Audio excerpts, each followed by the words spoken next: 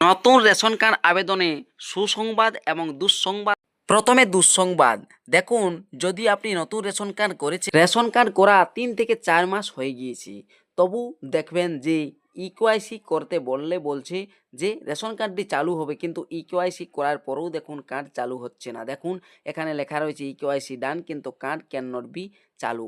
কেন চালু হচ্ছে না, কবে চালু হবে, কোথায় গেলে এই কার্ডটি আপনি অ্যাক্টিভ করতে পারবেন আর কার্ড দিতে রেশন পাবেন? তবে এক্ষেত্রে আমি আপনাদেরকে একটি স্ট্যাটাস দেখাচ্ছি, দেখুন ভালো করে এই স্ট্যাটাসটি দেখুন।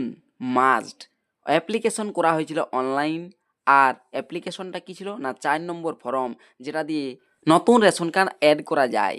দেখুন এখানে 11/12/2025 সাবমিট করা হয়েছিল এই অ্যাপ্লিকেশনটি। ভিউ অপশানে ক্লিক করতেই দেখুন ফুটে আসবে অ্যাপ্রুভ অ্যান্ড মার্জ। সবকারেই কিন্তু এটা দেখা যাচ্ছে। রেশন কার্ড তো জেনারেট হয়ে গিয়েছে, তাহলে কেন অ্যাপ্রুভ অ্যান্ড মার্জ দেখাবে না?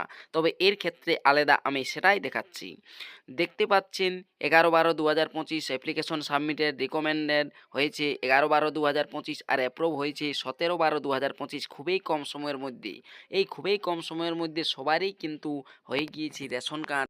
এটি হচ্ছে এএওয়াই ক্যাটাগরির পরিবারের রেশন কার্ড নতুন করা হয়েছিল, আর এএওয়াই পরিবারের রেশন কার্ড হওয়ার কারণেই দেখুন এই কার্ডটি হওয়ার পর অ্যাক্টিভ রয়েছে। যেহেতু অ্যাপ্লিকেশনটি আধার দিয়ে করা হয়েছিল, আপনি অ্যাক্টিভ হয়েই আছে এই রেশন কার্ডটি। যারা আধার দিয়ে করছেন না এএওয়াই ক্যাটাগরি রেশন কার্ডের পরিবারে নতুন করে এএওয়াই রেশন কার্ড, সেক্ষেত্রে আধার লিঙ্ক করিয়ে নেবেন, বা যদি নাও করেন সেক্ষেত্রে আপনাদের রেশন কার্ডগুলো অ্যাক্টিভ থাকবে। তাহলে এএওয়াই পরিবারে যারা নতুন রেশন কার্ড করেছেন তাদের জন্যই এই সুখবর। কেননা দেখুন এখানে রেশন কার্ডটি ডাউনলোডও করা যাচ্ছে, যেহেতু রেশন কার্ডটি হয়ে গিয়েছে অ্যাক্টিভ দেখাচ্ছে, তাই ডাউনলোডও করা যাবে। কিন্তু যেটা আমি প্রথমে দেখালাম দুঃসংবাদ বলে, সেটি কি না পিএইচএইচ আর এসপিএইচএইচ যাদের রেশন কার্ড রয়েছে, তারা যদি নতুন করে কোনো বাচ্চার জন্য বা বড়োদের জন্য রেশন কার্ড করেন, সেক্ষেত্রে কিন্তু 3 মাস 4 মাস হয়ে গেলেও অ্যাক্টিভ হচ্ছে না, কারণ পিএইচএইচ আর এসপিএইচএইচে কোটা খালি নেই। কোটা খালি নেই, সেহেতু যদি আপনি ব্লক যান, মহকুমা দপ্তর যান, যথায় যান, কোথাও গেলে কিন্তু আপনার এই সমাধান হবে না, কার্ডটি অ্যাক্টিভ হবে না।